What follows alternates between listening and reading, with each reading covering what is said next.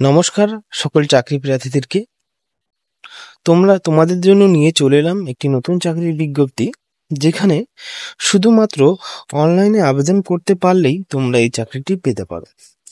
চাকরির মেয়াদ শেষ হয়ে গেছে অনেকদিন আগেই, কিন্তু এর মাঝে আরেকটি নোটিশ প্রকাশিত করেছে যে আবেদন করার সময়সীমা বাড়িয়ে দেওয়া হয়েছে। সমস্ত কিছু জানাবো ভিডিওর মাধ্যমে। ভিডিওটি শেষ পর্যন্ত দেখার প্রত্যেককে অনুরোধ রইল, তাহলে কিন্তু সমস্ত কিছু বুঝতে পারবে। এবং ভিডিওটি স্কিপ না করে প্রথম থেকে লাস্ট পর্যন্ত দেখার অনুরোধ রইল প্রত্যেককে।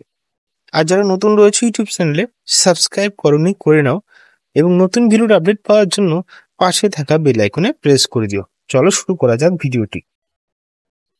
এখানে যে বিষয়টা প্রথম বলেছে, ভারত বিমানবন্দর এএআই পশ্চিমবঙ্গ, বিহার, উড়িষ্যা, ছত্তিশগড়, ঝাড়খণ্ড, আন্দামান ও নিকোবর দ্বীপপুঞ্জ এবং সিকিমের বাসিন্দা যোগ্য প্রার্থীদের জন্য জুনিয়র সহকারী ফায়ার সার্ভিস NE4 স্টেজ পদে অনলাইনে আবেদন চলছে। এই পদটি পূর্বাঞ্চলীয় অঞ্চলের বিভিন্ন এএআই বিমানবন্দর ও প্রতিষ্ঠানে শূন্য রয়েছে। আবেদনকারীদের কেবলমাত্র এএআই এর এখানে ওয়েবসাইট দেওয়া আছে, এর মাধ্যমে অনলাইনে আবেদন করতে হবে। অনলাইন ছাড়া অন্য কোনো মাধ্যমে আবেদন গ্রহণযোগ্য হবে না, মানে তোমাদের অনলাইনে আবেদন করতে হবে। শূন্যপদ ও সংরক্ষণ পোস্ট রয়েছে একটি, পদের নাম জুনিয়র সহকারী ফায়ার সার্ভিস NE4, মানে তার স্টেজটা রয়েছে। মোট শূন্যপদ 89টি রয়েছে, অনেকটাই শূন্যপদ রয়েছে। সংরক্ষণ unreserved, SC, ST, OBC, NCL, EWS সবার জন্য রয়েছে। যেরকম আনরিজার্ভের জন্য 45টি, STর জন্য 10টি, STর জন্য 12টি এবং OBCদের জন্য 14টি, EWS যারা প্রার্থীরা রয়েছে তাদের জন্য 8টি। বেতনের স্কেল রয়েছে 31,000 থেকে শুরু করে এখানে 92,000।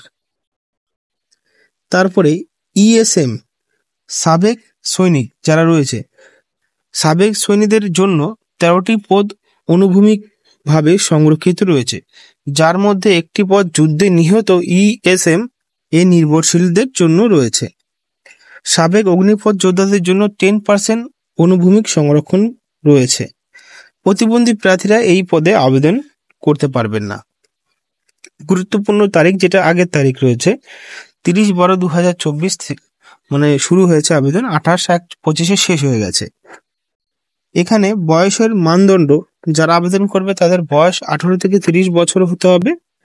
সেই বয়সটা 1 নভেম্বর 2024 অনুযায়ী হতে হবে।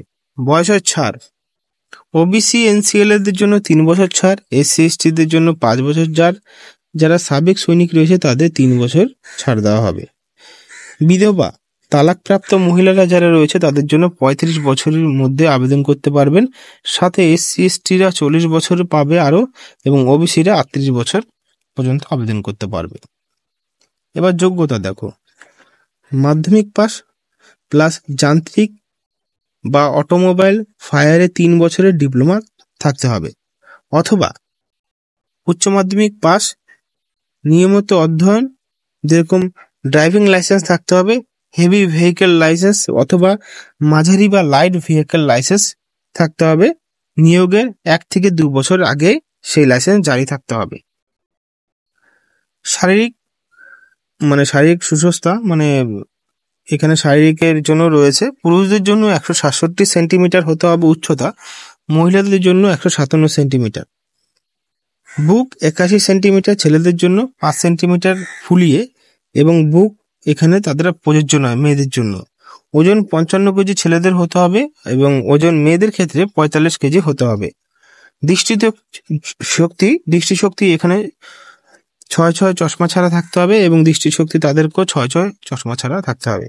নির্বাচনী প্রক্রিয়া কিভাবে নিয়োগ করা হবে, লিখিত পরীক্ষা মানে CBT 2 ঘন্টার জন্য হবে, পাস মার্ক থাকবে।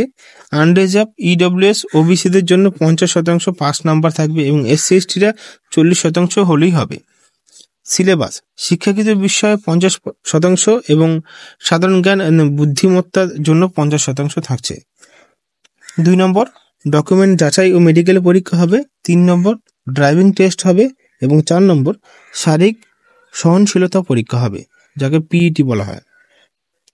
100 মিটার দৌড় হবে, 50 কেজি বালি বহন করে লাঠি দড়ি বেয়ে ওঠা এবং সিঁড়ি ব্যবহার করা, এই সমস্ত রয়েছে পিইটির ক্ষেত্রে। আবেদন ফিস আনরিজার্ভ ওবিসি ইডব্লিউএস এর জন্য 1000 টাকা লাগবে, অনলাইনে সেটা দিতে পারবেন। মহিলা এসসি বা সাবেক সৈনিক এএআই প্রশিক্ষণার্থীরা একদম বিনামূল্যে আবেদন করতে পারবেন। আবেদন নির্দেশিকা এখানে দেওয়া হয়েছে, ফটো স্বাক্ষর স্ক্যান করে আপলোড করতে হবে এবং সমস্ত নথিপত্র যেরকম শিক্ষাগত certificate, caste certificate, driving licence ইত্যাদি স্ক্যান করে জমা দিতে হবে 28 জানুয়ারি 2025-এর মধ্যে। এবার চূড়ান্ত মেধা তালিকা লিখিত পরীক্ষার নম্বরের ভিত্তিতে তৈরি হবে। নির্বাচন প্রার্থীদের 18 সপ্তাহের বেসিক ট্রেনিং করতে হবে এবং ট্রেনিং এর সময় 25,000 টাকা স্টাইপেন্ড দেওয়া হবে। তো এখানে পুরো বিস্তারিতভাবে তোমরা বুঝে নিয়েছো আশা করছি, পুরো বুঝিয়ে দিয়েছি এই ভিডিওর মাধ্যমে। এবার দেখো যেটা সময়সীমা বাড়িয়ে দেওয়া হয়েছে, এটা রয়েছে রিওপেন নোটিশ নোটিফিকেশনে তারা সময়সীমা বেঁধে দিয়েছে, যেটা দেখতেই পাচ্ছ যে অনলাইন রেজিস্ট্রেশন 5/4/2025 পর্যন্ত এখানে করতে পারবেন এবং অনলাইন ফিস জমা দিতে পারবেন 11/4/2025 পর্যন্ত।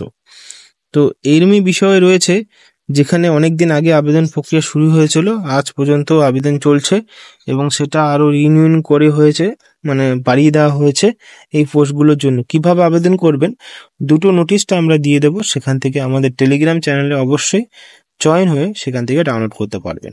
ধন্যবাদ।